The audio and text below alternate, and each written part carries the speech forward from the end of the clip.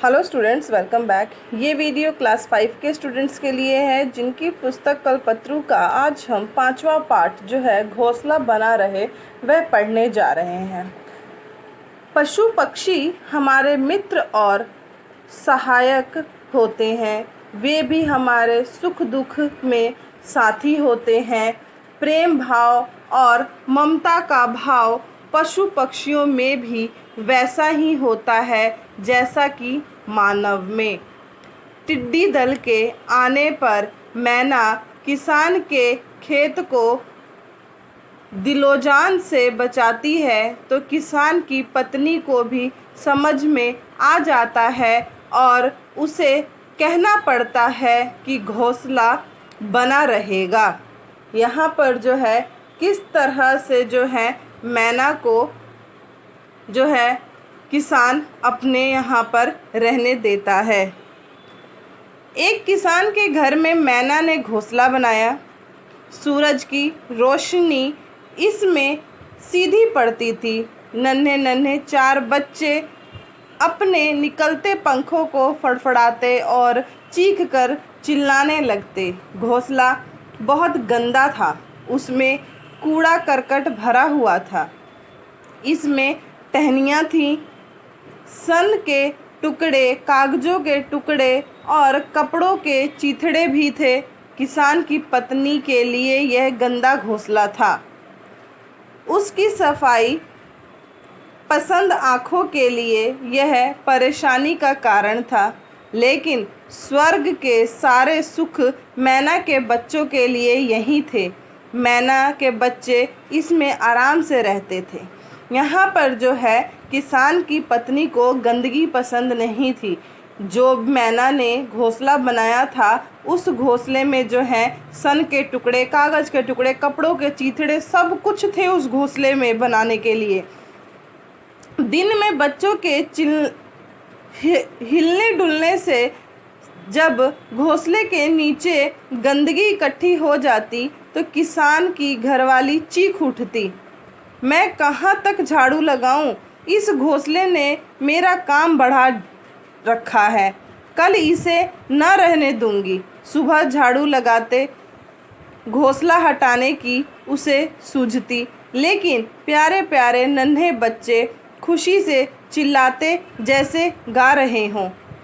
किसी को झांकते हुए देखकर वे चौकन्ने मतलब सावधान हो जाते। आकाश को सिर पर उठाने मतलब बहुत ज़ोर से शोर मचाने वाली चीख से चिल्लाते और किसान की घरवाली को लगता कोई उसके अपने बच्चों को सता रहा है।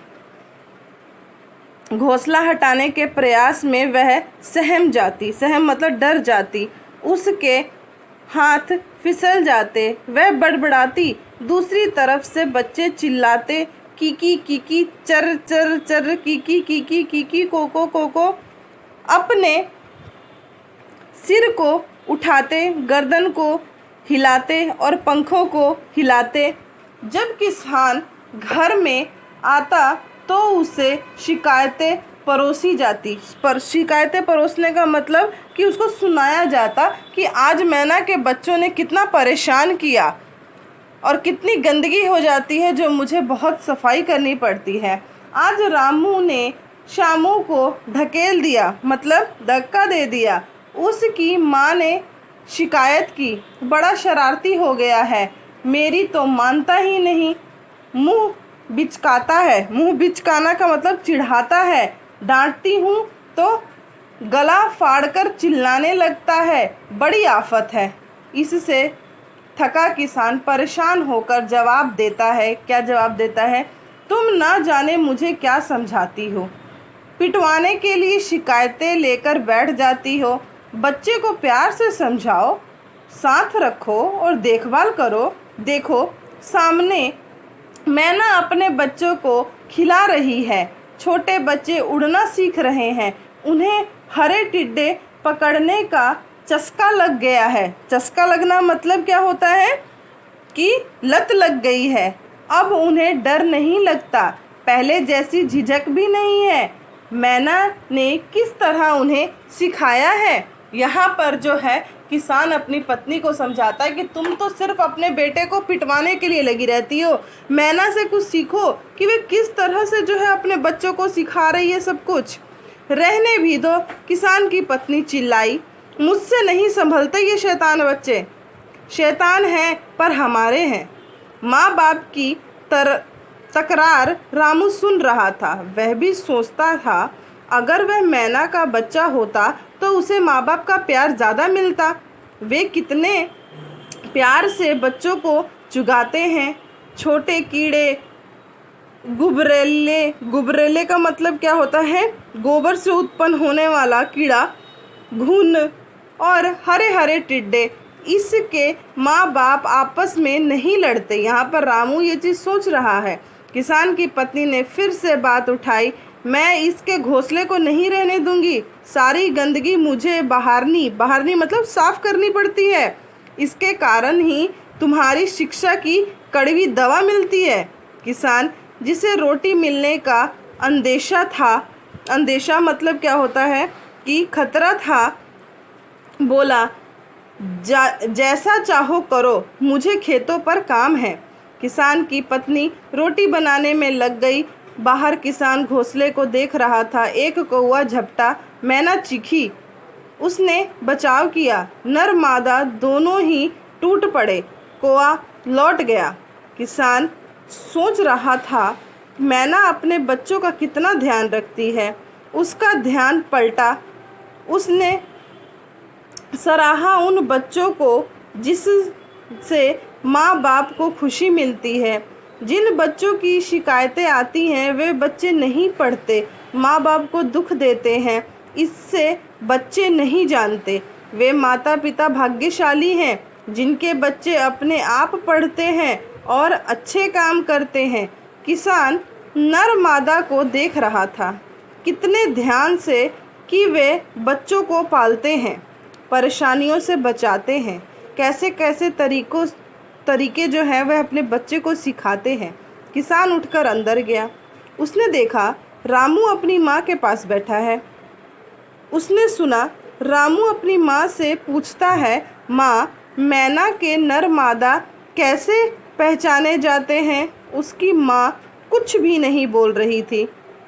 किसान बच्चे के पास पहुँचा और उसने बड़े प्यार के साथ कहा, नर मादा एक जैसे लगते हैं, लेकिन इनकी पहचान है कि मादा मैना के कंधे के पर चौड़े होते हैं और सिर थोड़ा बड़ा होता है।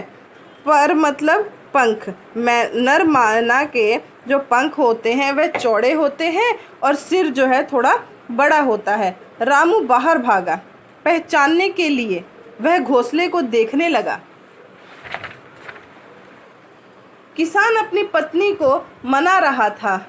तभी किसी ने सूचना दी कि टिड्डी दल आ रहा है। किसान बाहर आया, उसकी पत्नी बाहर आई। आसमान में टिड्डियाँ नज़र आ रही थी। फसल को बेहद खतरा था। अचानक भयानक हमला। किसान घबरा गया। उसकी पत्नी परेशान थी। आसमान में अंधेरा छा गया।